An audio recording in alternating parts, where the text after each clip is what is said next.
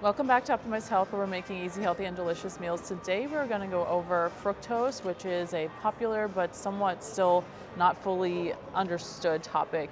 And fructose is obviously widely added to a lot of processed foods. We know that it's also in fruit, and we may not all know yet that it's poisonous to our liver, and our liver can only handle a certain amount in a day.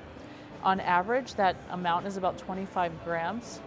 What may not also be obvious to some people is that table sugar or any other processed type of sugar is going to also contain fructose. Typically, it's about 50% comprised of fructose. So when we're consuming other foods that may not have the bad high fructose corn syrup, but it does have sugar, we want to look at things to make sure we're not getting more than 50 grams of sugar per day, which is kind of a lot, but it's not hard to do in our society.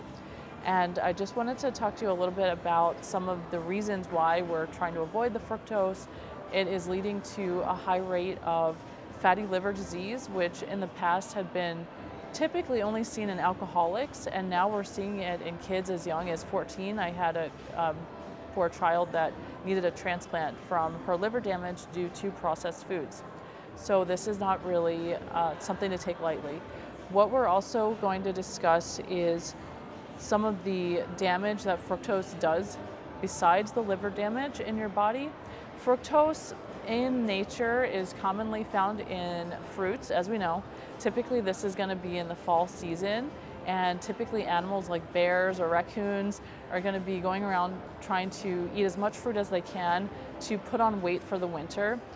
What the fructose is doing is actually turning on a gene in their body and in the cells of their body to allow them to not only store fat, but they also can store water in with their fat that they're storing, and they're also going to increase their blood pressure.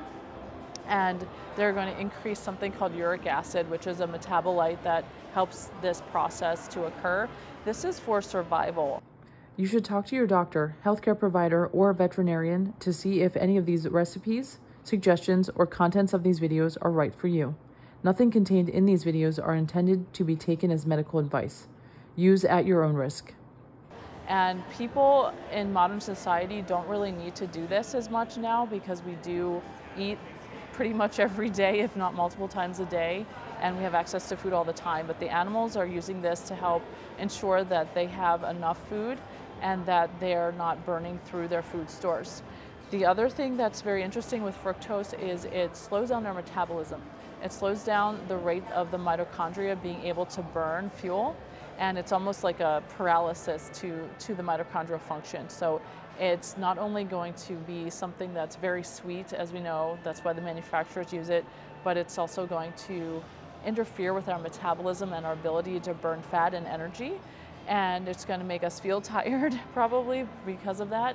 It's also going to make it so that we are storing fat and not burning fat. When we're having the fructose, often it's seen with other sugars, and that's going to halt our body's ability to burn stored fat. So we're constantly running on only those things that we're consuming.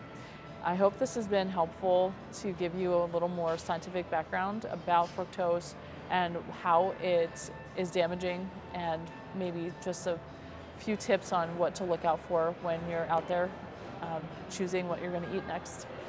Thank you. Please like, share, and subscribe.